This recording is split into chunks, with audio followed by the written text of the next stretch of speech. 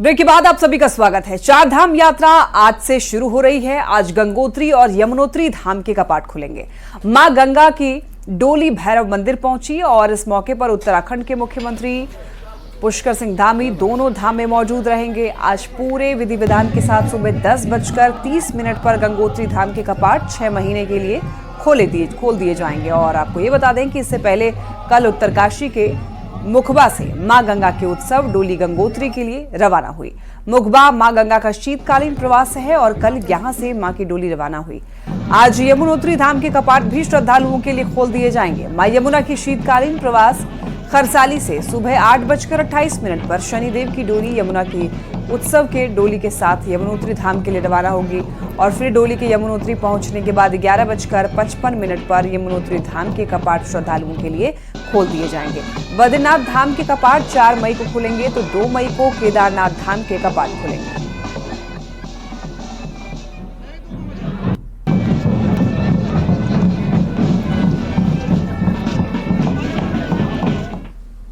और अब बिहार की खबरों पर लौटेंगे। गोपालगंज में अपराधियों पर पुलिस के ताबड़तोड़ एक्शन से हड़कंप मचा हुआ है। 24 घंटे के अंदर पुलिस ने 4 अपराधियों का हाफ एनकाउंटर कर दिया। पैर में गोली लगने के बाद चारों अपराधी गुनाह की दुनिया छोड़ने की बात कह रहे हैं। ये खास रिपोर्ट देखिए।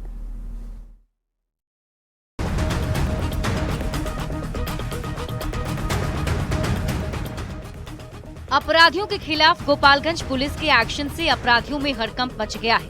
अपराधी खौफ और दहशत के साए में जी रहे हैं। दरअसल उत्तर प्रदेश पुलिस की तर्ज पर बिहार पुलिस ने अपराधियों का हाफ एनकाउंटर यानी ऑपरेशन लंगड़ा शुरू कर दिया है। ऑपरेशन लंगड़ा में अपराधियों का एनकाउंटर नहीं होता, उसके पैर में गोली मारी जाती है। आप देख रहे हैं 2 तस्वीरें। पहली तस्वीर में पुलिस ने गैंगरेप के 3 आरोपियों को गोली मारी। सासा मूसा गैंगरेप के तीनों आरोपियों को 24 घंटे के अंदर पुलिस ने पकड़ लिया है। वहीं दूसरी तस्वीर में रंगदारी मांग कर जा रहे एक अपराधी के पैर में गोली लगी है। पुलिस ने उसे भी गिरफ्तार कर लिया है।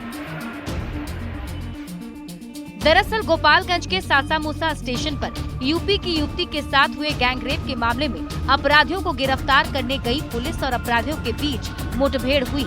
कुचायकोट थाना क्षेत्र में मुठभेड़ के दौरान पुलिस ने जवाबी कार्रवाई की और गैंगरेप के फरार तीनों अपराधियों को पैर में गोली मारी।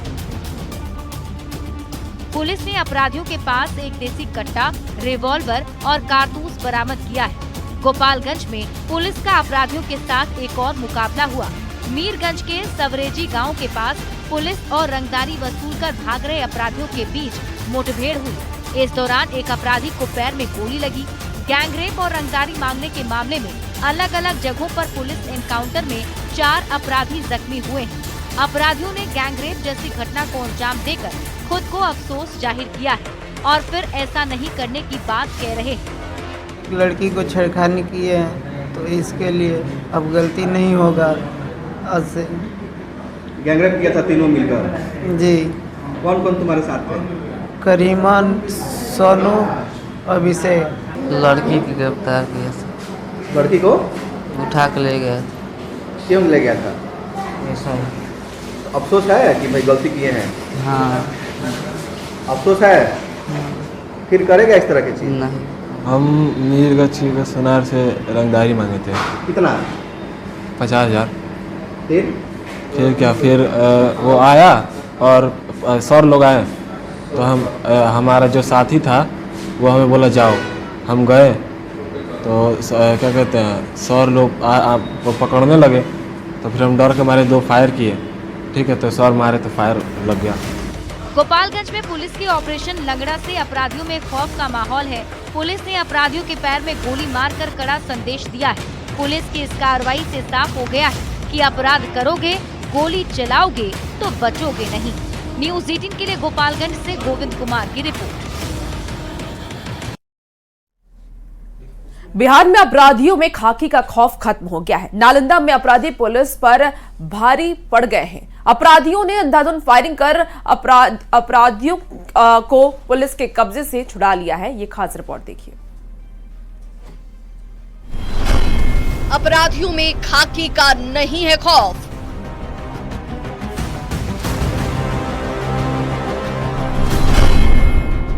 पुलिस पर अपराधियों की फायरिंग।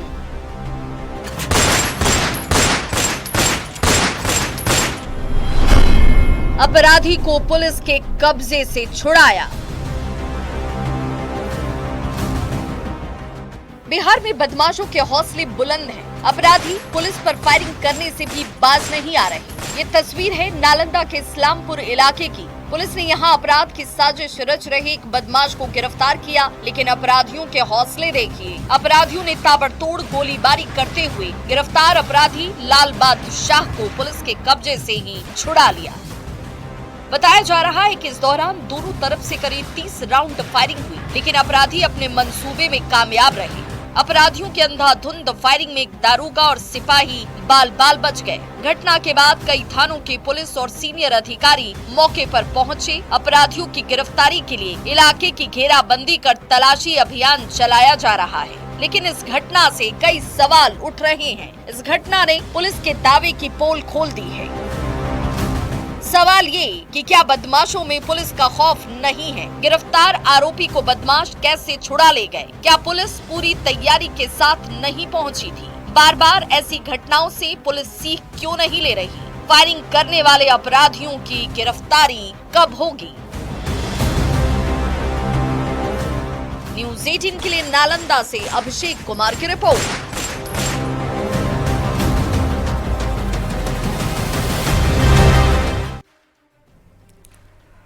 मुजफ्फरपुर के SSP Sushil Kumar action mode में हैं। एसएसपी ने एक साथ 16 पुलिस कर्मियों को सस्पेंड कर दिया है।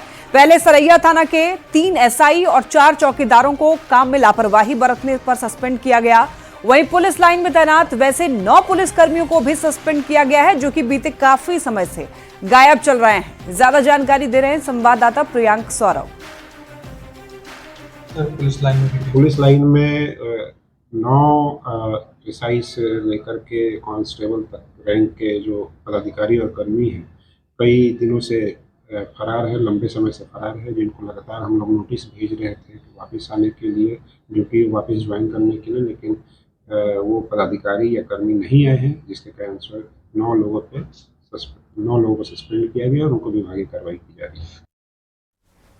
के एसएसपी सुशील कुमार इन दोनों लगातार एक्शन मोड में हैं और उन्होंने एक एक करके अब तक 16 पुलिसकर्मियों को सस्पेंड कर दिया है। मुजफ्फरपुर के सरैया में 7 पुलिसकर्मियों को सस्पेंड किया गया, जिसमें 3 एसआई और 4 चौकीदार शामिल है, जिन पर काम में लापरवाही बरतने का आरोप लगा है। खुद एसएसपी सुशील कुमार सरैया थाना पहुंचे थे, जहां पर उन्होंने 7 पुलिसकर्मियों को सस्पेंड किया। वहीं पुलिस लाइन से भी 9 पुलिसकर्मियों को सस्पेंड किया गया है, जो बीते कई दिनों से लगातार गायब चल रहे थे, जिसको लेकर नोटिस भी भेजा जा रहा था, लेकिन वह पुलिस लाइन नहीं पहुंच रहे थे, ड्यूटी ज्वाइन नहीं कर रहे थे। तो ऐसे में मुजफ्फरपुर में बड़ी कार्रवाई हुई है। एक साथ 16 पुलिसकर्मियों को सस्पेंड किया गया है। खुद एसएसपी सुशील कुमार ने बताया है कि लगातार लापरवाही बरती जा रही थी, तो ऐसे पुलिसकर्मियों को चिन्हित किया गया है। खुद इसकी जांच कर रहे हैं। सरैया थाना के 3 एसआई, 4 चौकीदार और इसके अलावा पुलिस लाइन के 9 पुलिसकर्मियों को सस्पेंड कर दिया गया है। मुजफ्फरपुर से न्यूज़ 18 के लिए प्रियांक सौरव। दरभंगा में जिस दुल्हन को अगवा करने की खबर को लेकर के हड़कंप मचा था, उसी दुल्हन ने अपने प्रेमी के साथ शादी का वीडियो वायरल किया है। दुल्हन माला कुमारी ने अपने प्रेमी मनीष यादव के साथ वीडियो जारी किया है। वीडियो में दुल्हन माला ने मनीष के साथ शादी की बात कही है। दरअसल माला और मनीष के बीच प्रेम प्रसंग था, लेकिन परिवार के लोगों ने माला की शादी घनश्याम निवासी संजय राम से 25 अप्रैल को करा दिया था। और जब माला की विदाई कर दुल्हा अपने घर लेकर जा रहा था, तो रास्ते में दुल्हन को अगवा करने की खबर आई थी। लेकिन अब दोनों ने शादी का वीडियो वायरल कर दिया है और इस खबर ने अब सुर्खियां बटोर ली है। दूल्हा और दुल्हन का वीडियो जारी होने के बाद सभी ने राहत की सांस ली है। हम दोनों आदमी अपना मर्जी से शादी के लोन खुशी से 28/4/2025 का हमार कोनो दबाव है अहाँ के ऊपर?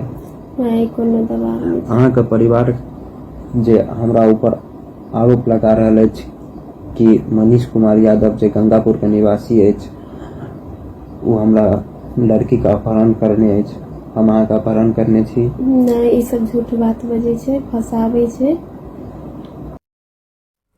खबर बगा से, जहां पर वाल्मीकि टाइगर रिजर्व के बीच से गुजर रहे मुख्य सड़क पर अचानक सैलानियों की गाड़ी के सामने तेंदुए ने दस्तक दे दी।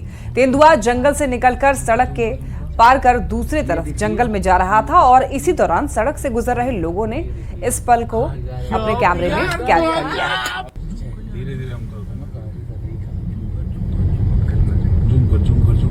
इस वीडियो में आप देख सकते हैं, देखिए ये जो लाल घेरे में आप देख रहे हैं तेंदुआ है। रोड क्रॉस करने के दौरान जब सैलानी जो है गुजर रहे थे वहां से को नजर पड़ी थी और उसके बाद उन्होंने तुरंत से इसका वीडियो बना लिया।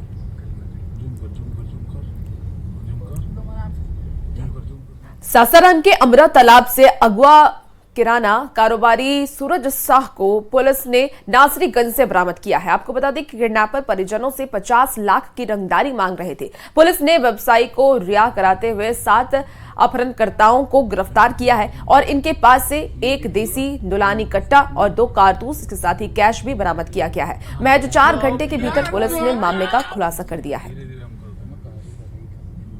द्वारा पीछा करते हुए एक स्विफ्ट गाड़ी को जो नहर है बड्डी के तरफ जाने वाली उस नहर के पास पकड़ा गया। इसमें 2 लोग छोटू सिंह और इनके साथ एक और व्यक्ति अपराधी जो गाड़ी में थे उनको गिरफ्तार किया गया।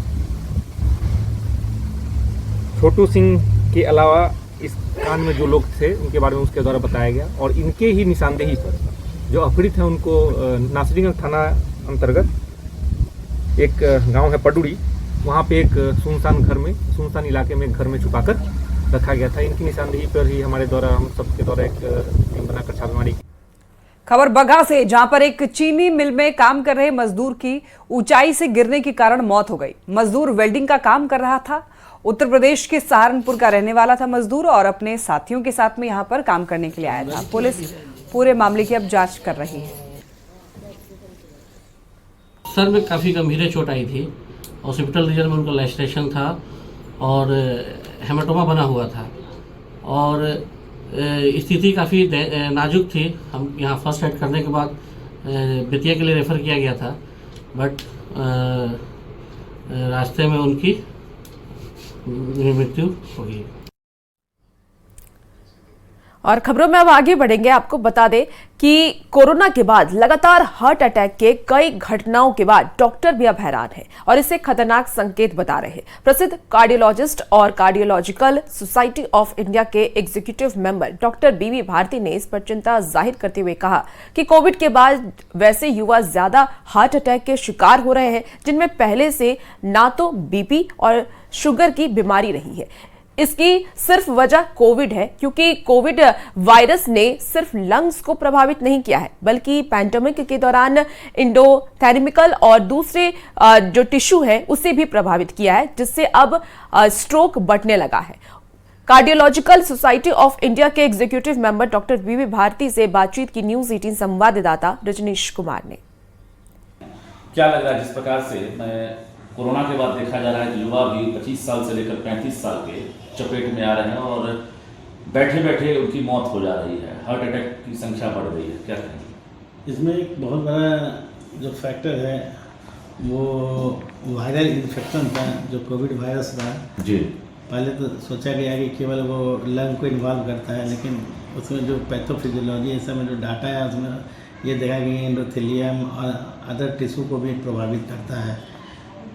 जो एंडोथेलियम जो प्रभावित होने लगा तो उसके कारण उस समय भी हम लोगों ने देखा जब कोविड पैंडेमिक था उस समय यंग आदमी में स्ट्रोक का, हार्ट अटैक का, लंग का जो प्रॉब्लम था वो काफ़ी तेज़ी से बढ़ा था दैट टाइम। बहुत सारे लोगों को डीप वेन थ्रोम्बोसिस जो बिना एक्सप्लेन था, एक्सप्लेनेशन पॉसिबल नहीं था, ऐसे लोगों की संख्या काफ़ी बढ़ गई थी जी। इस तय पे पहुँचना तो बहुत ही कठिन कार्य है किसी साइंटिस्ट को उस पर विशेष, लेकिन प्री कोविड और पोस्ट कोविड में काफ़ी फर्क पड़ा है। हार्ट अटैक यंग में काफ़ी बढ़ गया है। इसका जो एक तो फैक्टर मानना ही पड़ेगा हम लोगों को कोविड के कारण हुआ। दूसरा जो एक फैक्टर जो हुआ तो बहुत से लोगों ने दवाइयाँ छोड़ दी उस समय कोविड के समय, जी। ये कारण ये संख्या बढ़ तो गई। कैसे सावधानी बरतें? देखिए, इसका जो मैकेनिज्म हार्ट अटैक का बिल्कुल डिफरेंट टाइप का है। अचानक ही होता है मोस्ट ऑफ द पीपल में, पहले से सिम्टम नहीं होता है। पहले से जो माइनर प्लाक होते हैं जो कॉर्नरी आर्टरी में, वो रप्चर कर जाते हैं। जो मान लिया जी पहले वो 10-20% ब्लॉकेज था, वो सडनली वो ब्लॉकेज 100% होता है रप्चर के बाद। 10-20% ब्लॉकेज में तो कोई सिम्टम नहीं होगा। जब तक ब्लॉकेज 70% ज़्यादा नहीं होगा तो कोई सिम्टम पेशेंट को नहीं होता है।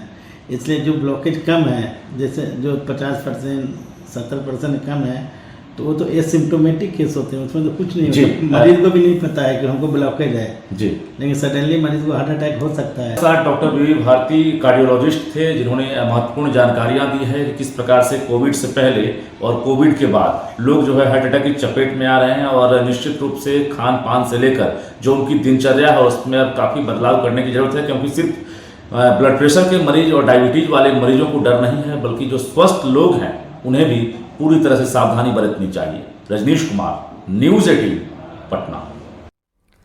अब देखिए, तापमान में बढ़ोतरी हो रही है और गर्मी में कई समस्याओं से लोगों को गुजरना पड़ता है। मुजफ्फरपुर में भीषण गर्मी के बीच एक बार फिर देखिए एईएस के जो मामले हैं उसमें बढ़ोतरी हुई है। एसकेएमसीएच में 2 नए एईएस के मरीज जो है भर्ती हुए हैं, जिसके बाद कुल आंकड़ा अब 14 तक पहुंच गया है, जिसमें 12 सिर्फ मुजफ्फरपुर जिला के और 1 गोपालगंज और 1 सीतामढ़ी के मरीज भर्ती हुए हैं। हालांकि अच्छी बात यह है कि सभी ठीक होकर घर लौट चुके हैं।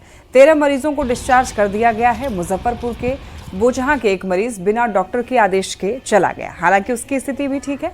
मुजफ्फरपुर में एईएस के मामलों की पूरी जानकारी दे रहे हैं संवाददाता प्रियांक सौरभ। मुजफ्फरपुर में एक बार फिर से एईएस के मामलों में बढ़ोतरी होने लगी है और इस साल अब तक 14 मामले सामने आ चुके हैं।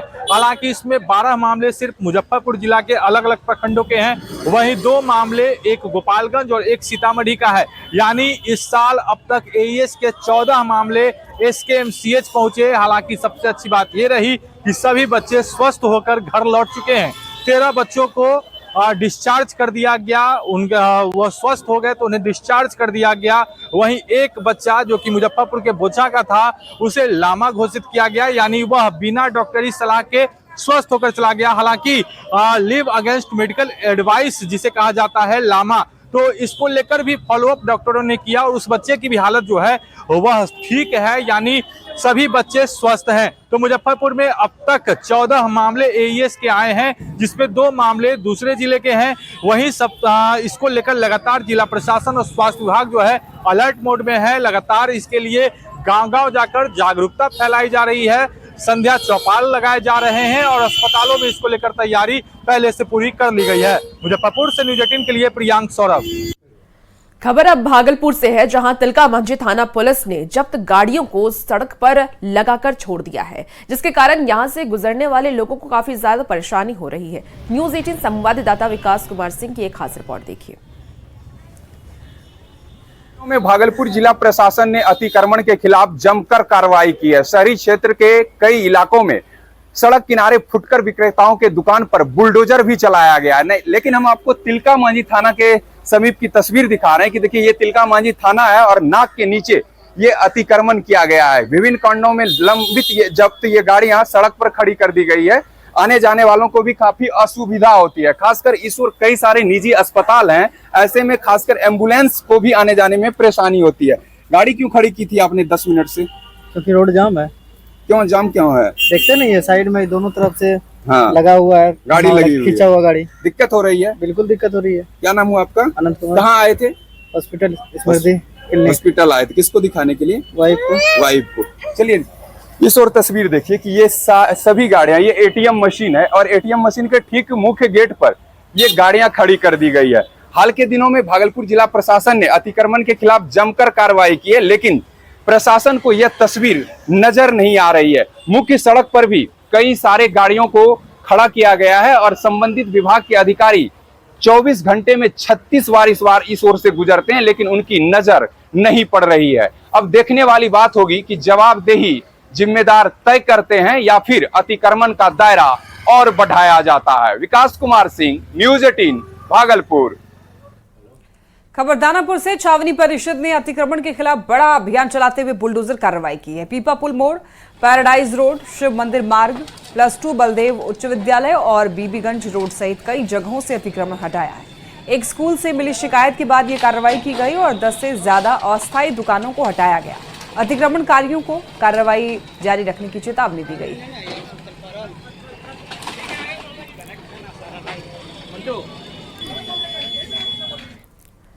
9 मई को महाराणा प्रताप की जयंती मनाई जाएगी। पीएचईडी मंत्री नीरज सिंह बबलू ने पटना में होने वाले कार्यक्रम का निमंत्रण भोजपुर जिले के लोगों को दिया। बीजेपी इस बार महाराणा प्रताप की जयंती भव्य तरीके से मना रही है। तो देखिए, आरा में महाराणा प्रताप की जयंती मनाई जाएगी और इसे लेकर के आरावासियों को निमंत्रण भी दिया गया है। वहां के लोग इस सेरेमनी में पहुंचेंगे और इसकी तैयारी भी लगभग पूरी कर ली गई है। देखिए, महाराणा प्रताप जी की जयंती की तैयारी चल रही है। उसी संदर्भ में हम लोग अभी आरा आए हुए हैं। 9 मई को महाराणा प्रताप जी की जयंती मनाई जा रही है और इस बार हम लोग भारतीय जनता पार्टी के बैनर तले इस कार्यक्रम को करने जा रहे हैं और आरा से हमने इसकी शुरुआत की है, क्योंकि बाबू वीर कुंवर सिंह की धरती आरा है और आरा का हम लोग खून मानते हैं गर्म है, और हम ये भी मानते हैं कि महाराणा प्रताप जी का आत्मा बाबू वीर कुंवर सिंह में बसता था। तो आरा में महाराणा प्रताप जी का आत्मा बसता है, यही हम मानते हैं, इसलिए हम लोग यहाँ शुरू किए हैं। रिम्स के डायरेक्टर डॉक्टर राजकुमार ने हाईकोर्ट के आदेश के बाद डायरेक्टर का पदभार ग्रहण कर लिया है। रिम्स डायरेक्टर का पदभार ग्रहण करने के बाद डॉक्टर राजकुमार ने कहा कि स्वास्थ्य मंत्री भी बेहतर काम करना चाहते हैं और दोनों मिलकर रिम्स में बेहतर करेंगे। पदभार ग्रहण करने के बाद उन्होंने कई सख्त निर्देश भी दिए हैं। रिम्स के गेट नंबर 1 को बंद करते हुए बाईपास गेट खोलने के निर्देश दिए हैं। इसके साथ साथ आपको बता दें कि लंबे समय से डॉक्टर के प्रमोशन का फाइल भी रुका हुआ था, जिसमें से 87 डॉक्टरों को प्रमोशन दे दिया गया। इधर एक गेट जो दुर्गा मंदिर के पास है, गेट नंबर 1 हम उसको बोलते हैं, उसको बनवा रहे थे, लेकिन वो गेट टूटा हुआ था और मुझे हमेशा अंदेशा रहता था कि वो कभी गिर न जाए। उनको कई बार कहा, लेकिन ये लोग उसको तोड़ नहीं रहे थे। आज हमने स्ट्रिक्ट इंस्ट्रक्शन दिए कि वो गेट तुरंत तोड़ दीजिए। आप 12 बजे आओ और 1 बजे चले जाओ या बायोमेट्रिक अटेंडेंस लगा के और बाहर ऑपरेशन करो, उसके बाद यहाँ प्रमोशन लो, ये तो मेरे रहते नहीं हो पाएगा। लेकिन बाकी प्रमोशन जिनके हो गए हैं वो हो ही गए हैं, उनको बधाई। जिनके नहीं हुए हैं उनको हम जल्दी दोबारा से इंटरव्यू करके फिर मौका देंगे। और फिलहाल इस बुलेटिन में इतना ही। आप बने रहिए न्यूज़ 18 बिहार झारखंड के साथ।